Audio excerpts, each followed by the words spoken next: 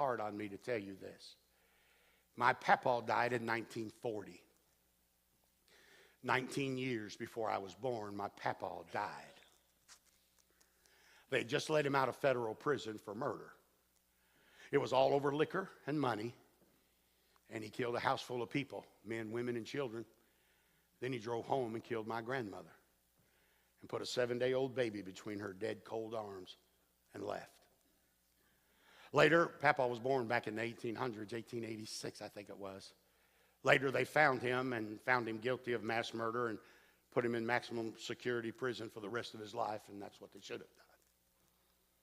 But when Papa was dying, they let him out and put him in a little community hospital. Looked like a veterinarian clinic back then.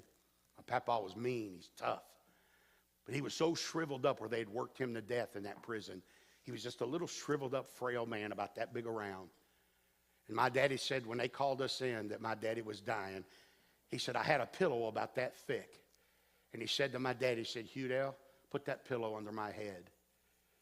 And he said, my daddy was so weak, he couldn't lift his head up enough to put a pillow that thick behind his head. He was so weak, dying. My daddy got saved when he was 76. He never told me this story, never, till he got saved. He said, I was standing there and I was watching my daddy die. There was no family. Nobody loved him. Nobody wanted him. My dad didn't even know him. And he's standing at the foot of the bed watching his daddy, a mass murderer, gasp for breath. And as he was dying, he looked at my daddy and said, Hudell! There's fire in hell! My daddy said, it so set me back, I almost passed out. And he said, Hudell, did you hear me? There's fire in hell. And it so racked my daddy that he ran down the corridor of that little hospital, got all the way down to the other end of the hallway and stuck his face up against the window, covered his ears, and he could hear his daddy scream all down that hallway, there's fire in hell, you know. When his voice became silent, my daddy went back to the room. And there laid his dead daddy soaking wet with sweat. And the nurse came to him and said, your daddy was so frail, he couldn't even sit up in the bed. But when your daddy was dying, it took 4 of us to hold him in that cot. Mr. Kidd, I'm sorry, but I watched your daddy scream his way to hell.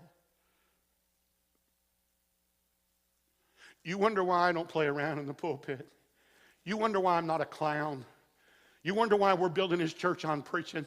Because since 1940, my papa's been in hell without God, lifting his voice out of the darkened flames of the wrath of God, wishing he had got saved and turned his life around. And I don't know how all eternity works, and I don't know what they know and don't know, but somehow I wish that God would tell him that his grandson's a preacher boy, and he's trying to keep everybody that he can from keeping going to that same place. I'm telling you, sin will find you out. You may not want God today. You may walk out of here without God today, but when you open your eyes in hell, you'd wish to God on that Sunday morning, you're to come to Jesus.